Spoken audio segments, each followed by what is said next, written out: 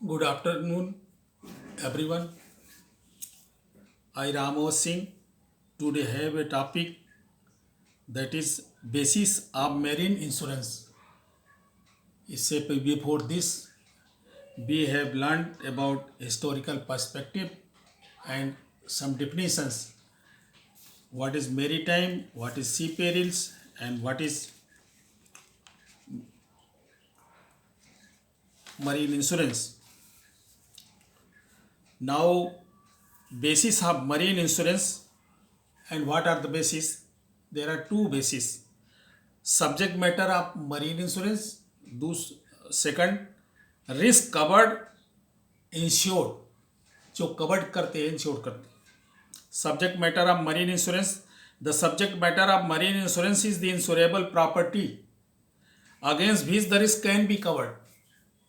The risk against cargo vessels freight liability to third party can be insured. ये subject matter हो गए.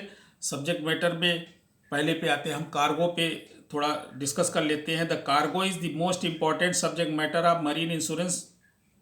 Cargo तीन तरह के हैं. Cargo in the process of export और import. The goods transported through waterways to reach the port city, port city तक पहुंचने के लिए. The goods transported through rail, road और अदर मीन्स, वापसी का भी जाने का भी. Hull, ship or vessels. Vessel is the valuable asset in voyage which carries the cargo from one destination to another. The sea voyage risk is always involved in the ship. Ship में sea voyage का risk रहता है. Therefore, insurance of the ship is very essential. Freight. The object of providing shipping services to earn freight. The freight is paid either in advance or reaching the goods to the destination port. Advance में भी देते हैं, कभी port पे पहुंचने के बाद भी फ्रेट दिया जाता है. In case the ship could not reach the destination port due to sea perils, the ship owner loses its freight. जो भी उसका किराया है वो तो मर गया. In such a situation, he can recover the freight by obtaining a marine insurance covering freight, which is known as the freight insurance, where the owner of the cargo pays the freight in advance and the ship is subjected to marine perils. He may be losing the cargo and the freight both. In such a situation, the owner can include freight charges with the cost of voyage, value of the cargo. Liability same है, सभी में ऐसी है. This is the another subject matter of insurance which arises due to marine risk. Marine risk की वजह से जो liability आती हैं उनको कवर करता है owner of ship to third party by reason of marine perils. दूसरे में आते हैं. पहला तो हो गया सब्जेक्ट मैटर, दूसरा है रिस्क कवर्ड और इंश्योर्ड जो भी है. पेरिल ऑफ सी. सी के जो पेरिल हैं कौन से हैं? Peril of sea means the perils consequent on or incidental to the navigation of the sea, which includes robbers, captures, seizures, restraints, collision, foundering, stranding, capsizing. Fire भी रिस्क है. क्यों risk है? Coal, oils, electricity, gas etcetera use होती हैं इसमें, ship में use होती हैं चलाने के लिए. The fire at any time लग सकती है. Similarly lightning explosion in the sea, fire from the oil spread in the water sea. Water sea में ऑयल की वजह से भी आग लग सकती है. Navigation by negligence or barratry. Negligence किसका नेग्लिजेंस? शिप में क्रू हैं, शिप के ओनर्स हैं, उनके नेग्लिजेंस से, या शिप को जो भी मैनेज कर रहे हैं उन मास्टर्स हैं उनसे नेग्लिजेंस से. बरेटरी ये wrongful scuttling of a ship intentionally running her ashore पे ही चलाए जा रहे हैं. सेटिंग फायर, अपने आप इस फायर सेट कर दिया. Disposing of cargo, subletting the ship to private किसी को दे दिया ship. Commencement of the voyage without paying the port charges, बिना पोर्ट चार्ज के ही चला रहे हैं. जेटसन्स, चौथा जेटसन्स है. Jettison is throwing overboard of the cargo और the cutting and the casting away of the mast, spars, rigging, sails, sails to tighten the ship in the emergency. Losses by jetsons are revocable under the marine insurance. पूरा nutshell में समझते हैं। It is therefore clear that the scope of marine insurance is not restricted to the cargo and marine perils. Cargo और marine perils पे ही सीमित नहीं है, but it covers various other risk relating to transportation of cargo from one destination to other. जैसा वहाँ port तक पहुँचाने के लिए वाटर से आया, पोर्ट तक जाने के लिए लैंड से गया, रेल से गया, रोड से गया, तो इसीलिए मरीन इंश्योरेंस को ट्रांसपोर्टेशन इंश्योरेंस भी बोलते हैं। क्लेम ऑफ ट्रांजिट लॉस, एक ट्रांजिट लॉस का क्लेम था जो किसी पीएसयू के साथ था। नाम ही बता देते हैं, Galada power and telecommunication limited versus United India insurance company limited. इसमें अपीलेंट कौन था? जो कंप्लेनेंट था, इंश्योर्ड था, वो अपीलेंट था took insurance of the transit loss from the respondent. जो पार्टी इंश्योरेंस कंपनी थी उससे ले लिया, और वहाँ जब the goods were handed over to the other respondent carriers of the goods, since there was a short delivery of the goods, appellant gave notice to the insurer for the loss of 35 lakh का दिया, और insurer then appointed the surveyor and loss assessor, surveyor और loss assessor ने 43 लाख का assessment दिया। Case में जो point हैं उन पॉइंटों को देखते हैं जिसको फैक्ट कह सकते हैं। There was non joinder of necessary parties, the allegation of the theft not proved, theft जो हुआ वो प्रूव नहीं हो पाया। In summary proceeding the factual dispute could not be decided, उस प्रोसीडिंग में भी डिसाइड नहीं हो पाया था। तो इसके डिसीजन कैसे कैसे आए थे? Consumer forum, district consumer forum ने डिसीजन दिया था कि लॉस नहीं बनता है, पार्टी को जो है ना स्टेट कमीशन जाना पड़ा। स्टेट कमीशन ने कंपनसेशन के लिए बोला, फिर वो नेशनल कमीशन गए, नेशनल कमीशन ने बोला कि नहीं, लायबिलिटी नहीं, इनका लॉस नहीं बनता है। वो सुप्रीम कोर्ट अपील में गए, तो सुप्रीम कोर्ट ने स्टेट कमीशन ने जो डिसीजन दिया था वही डिसीजन उन्होंने रिटेन कर दिया, या उसी को जो ना हेल्ड कर दिया, और उसको कंपनसेशन देना पड़ा इंश्योरेंस कंपनी को। Essential element of marine insurance, essentials of a valid contract के एजेंशियल्स क्या है? पहले भी आपने देखा था, कॉन्ट्रैक्ट एक्ट 1872 के हिसाब से legality of object, enforceability under the act,